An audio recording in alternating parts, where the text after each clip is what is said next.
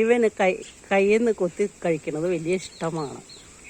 കയ്യിൽ കാണിച്ച് അവനത്രയും നമ്മളുമായിട്ട് വലിയ സ്നേഹത്തിലാണ്. ഞങ്ങളുടെ പ്രിയങ്കരനായ ഷീക്ക് കണ്ടില്ലേ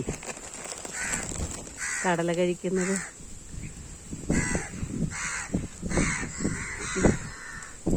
അപ്പം അവൻ്റെ ഒപ്പം കാക്കകളും വന്നിട്ടുണ്ട്.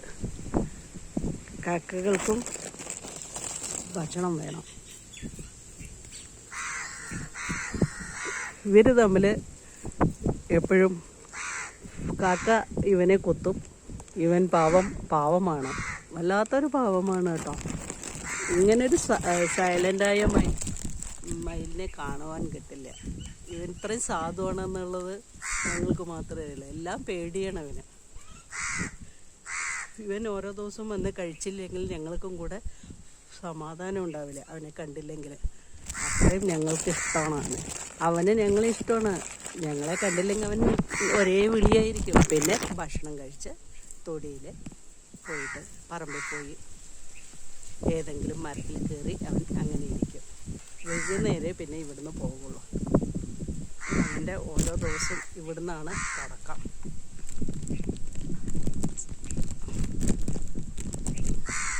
കാക്കകൾ കണ്ട് അവനെ ശല്യം ചെയ്യണത്. അവൻ പാവമാണ്, വല്ലാത്ത പാവമാണ് അവൻ. അപ്പോൾ എന്ത് ചെയ്യും?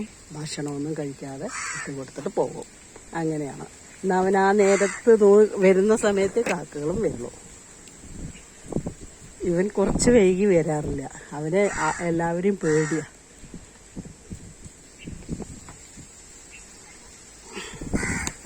കണ്ടില്ലേ എന്ത് ഭംഗിയല്ലേ കാണാൻ, ഇവനെ കാണാൻ. ഇവൻ്റെ ഈ സുന്ദരമായ രൂപം എന്നെ തൊടാനൊക്കെ അയക്കും. വന്നിട്ട് എത്ര നല്ല കുട്ടി അറിയോ എൻ്റെ ശ്രീക്കു, എൻ്റെ പ്രിയങ്കരനായ എൻ്റെ ശ്രീക്കു. സുന്ദരനാണ് അവൻ. നോക്കൂ എന്ത് നല്ല കാണാൻ ഭംഗിയില്ലേ. കണ്ടോ? കാക്കകൾക്കും ഇത് രാവിലത്തെ ഒരു നല്ലൊരു കാഴ്ചകളാട്ടോ.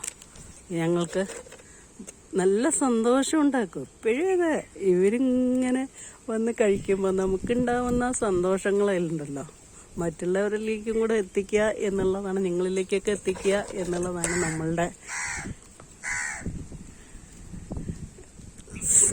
കാര്യം.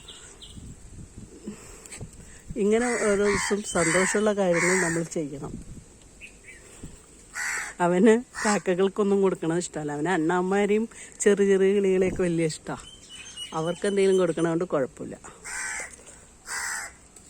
കണ്ടോ? അവർക്ക് കൊടുത്ത ബിസ്ക്കറ്റിനെ വേഗം കഴിക്കാൻ വന്നു. അവന് പഴം കൊടുത്തത് വേണ്ട. ഇങ്ങനെയാണ് അവൻ്റെ ഓരോ കാര്യങ്ങൾ. അപ്പോൾ hi guys, have A good day.